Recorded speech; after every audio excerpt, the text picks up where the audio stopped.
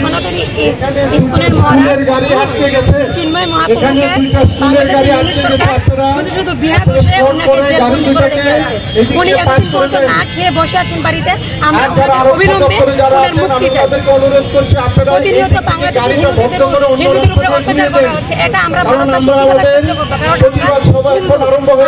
আমাদের ভারতবর্ষে তো মুসলিমরা আছে, আমরা তো ওদেরকে কোনো অত্যাচার করছি না। ওরা কেন আমাদের প্রভুকে অত্যাচার করবে? শুধু শুধু বিনা দোষে আমাদের প্রভুকে চিন্ময় প্রভুকে নিয়ে গ্রেফতার করে রেখেছে। আমরা এদের আন্দোলন করছি, করব, আপনার পর্যন্ত করবো। বাংলাদেশ ইউনিট সরকার যদি আমাদের চিন্ময় মহাপ্রভুকে মুক্তি না দেয়, না ছাড়ে, আমরা আগামী দিনে এর চেয়ে বড় পদক্ষেপ নিব। আর আমরা যারা মাতৃশক্তিরা আছি ভারতবর্ষের, আমরা তো আছি, আমরা ওনাদের কোনো মতেই ছাড়বো না। কারণ আমরা আমাদের চিন্ময় মহাপ্রভুর মুক্তি চাই, মুক্তি দাবি করছি। তার জন্য আমরা আজ এই জনসমাবেশ।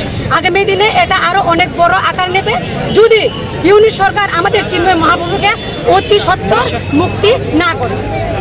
আপনার নাম? শান্তি।